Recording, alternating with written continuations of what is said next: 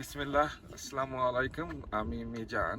আমরা নেপালে কাঠমান্ডুতে একটা কনফারেন্সে আসছিলাম, জিও মান্ডু 2024।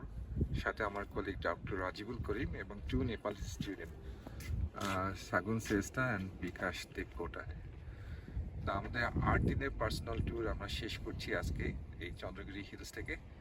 আমরা কিছুক্ষণ পর এয়ারপোর্টে চলে যাবো বাংলাদেশের উদ্দেশ্যে।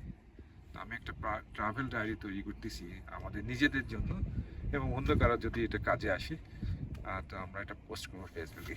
এটা ছিল আমাদের অরিজিনাল প্ল্যান।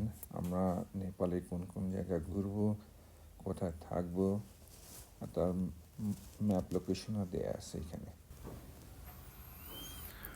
আমরা বাংলাদেশ বিমানে করে ঢাকা থেকে কাঠমান্ডু গেছিলাম। বিমানের রিটার্ন টিকিট অ্যাবাউট 32,000 টাকা। আমার মনে হয় বেশ সস্তা।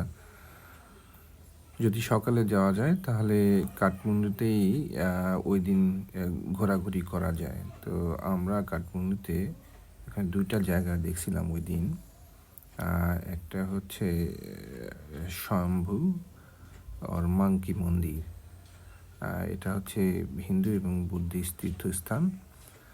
ওখান থেকে আমরা গেছিলাম ভক্তপুর দরবার স্কোয়ার। এটা প্রায় 300-350 বছর আগে নেপালের রাজধানী ছিল। সুন্দর সুন্দর মন্দির, সুন্দর সুন্দর স্ট্রাকচার। আই থিঙ্ক এভরিবডি গোজ দেয়ার। আপনারা হয়তো অনেক ফটো দেখে থাকবেন দরবার স্কোয়ারের। তো আমাদের উদ্দেশ্য ছিল এখান থেকে পোখরা যাওয়া। আমাদের অরিজিনাল প্ল্যান ছিল আমরা ড্রাইভ করে যাব, বাট রাস্তার অবস্থা খারাপ হওয়ার কারণে আমরা কাঠমান্ডু এয়ারপোর্ট থেকে পোখরা আমরা ফ্লাই করে যাই। ইন্টারেস্টিংলি আমাদের রিটার্ন টিকিট ছিল 18,000 rupee as a Australian citizen, but আমাদের ছাত্রদের ছিল অনলি 9,000 রুপি। এশিয়ান কান্ট্রির জন্য হয়তো মাঝামাঝি কিছু একটা হবে, আমাদের সার্কভুক্ত দেশগুলোর জন্য। তো আমার কাছে এটা খুব ইন্টারেস্টিং মনে হয়েছে, এবং বাংলাদেশিদের জন্য আর একটু সস্তা হওয়ার কথা। পোখরাতে হোটেল থেকেই মাউন্টেন স্নো দেখা যায়, পাশে লেক আছে খুব সুন্দর, অনেক ঘোরার জায়গা। তা আমরা প্রথম দিন গিয়ে ওখানে লেকে ঘোরাঘুরি করছি, করে রাতে আমরা ভালো রেস্ট এবং ডিনার করছি। যে পরের দিন সকালে আমরা সাংকট ভিউ টাওয়ারে যাব। এখানে অনেক ভিউ পয়েন্ট আছে ফর সানরাইজ, বাট আপনারা যাবেন ভিউ টাওয়ারে। ইউজুয়ালি ড্রাইভাররা নিয়ে যেতে চান না, এটা একটু উপরে এবং প্রায় 20 মিনিট হাঁটতে হয়, ক্লাইম্ব করতে হয়। তো আমরা সানরাইজ দেখে আবার আমাদের হোটেলে ফিরে এসেছিলাম।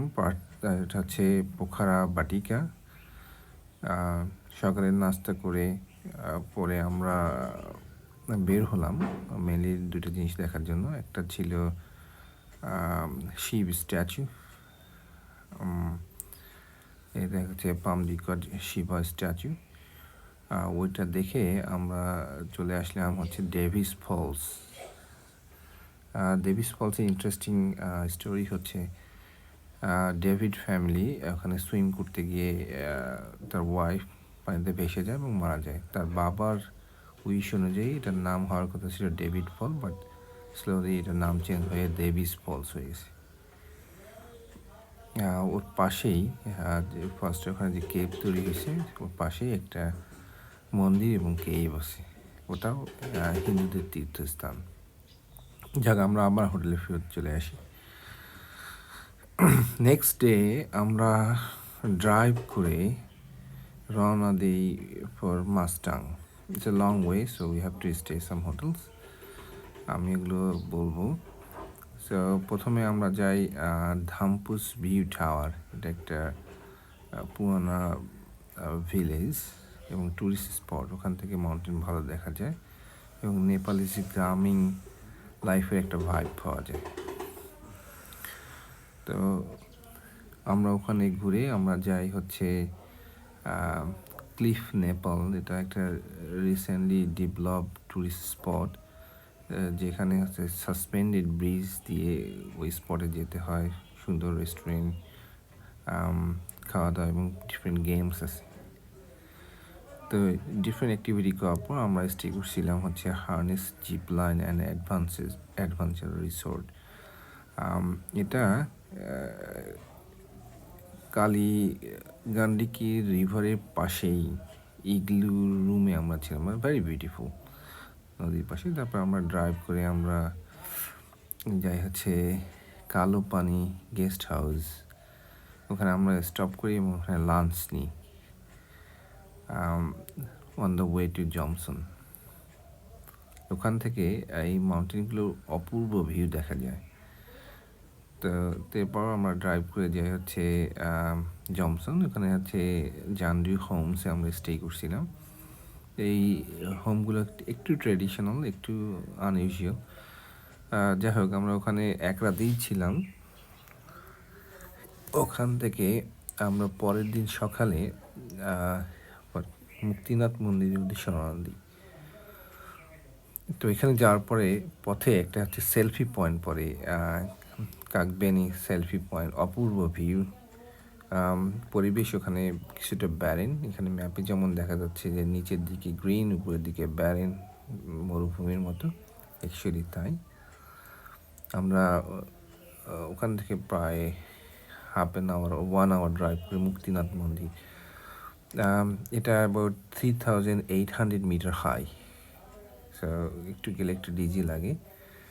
তারপর আমরা রিটার্ন পথ ধরি, আর এগেইন সেম ওয়েতে আমরা আসি কালোপানি গেস্ট হাউস এবং ওখানে আমরা স্টে করি।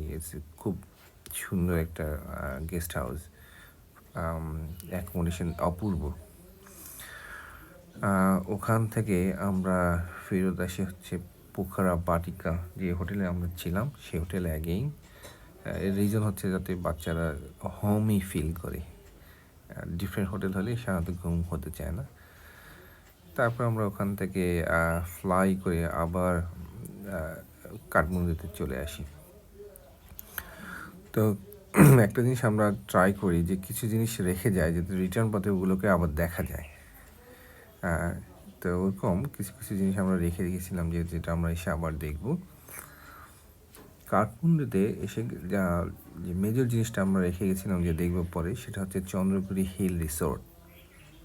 এটা একটা অপূর্ব 5 স্টার রিসোর্ট কাঠমান্ডু ক্লাউড লাইনের উপরে। আমরা যখন ওখানে গেছি, কাঠমান্ডু শহর এবং আমাদের মাঝে একটা ক্লাউড বা ফগি লাইন ছিল এবং তার উপর দিয়ে মাউন্টেনগুলো খুব সুন্দর দেখা যায়, অপূর্ব ভিউ। আমরা ওই দিন দুপুরে এসে হোটেলে চেকিং করে, এটা কেবল কার দিয়ে উপরে যেতে হয়, গোন্ডালা দিয়ে উপরে যেতে হয়, দেখে পরের দিন সকালে আমাদের বাংলাদেশ রিটার্ন ফ্লাইট ছিল। সো আমরা খুব একটা স্টে করতে পারিনি, বাট এক্সপিরিয়েন্সটা ছিল অসাধারণ। পরের দিন সকালে আমরা আবার ফ্লাই করে বাংলাদেশে ফেরত চলে আসি।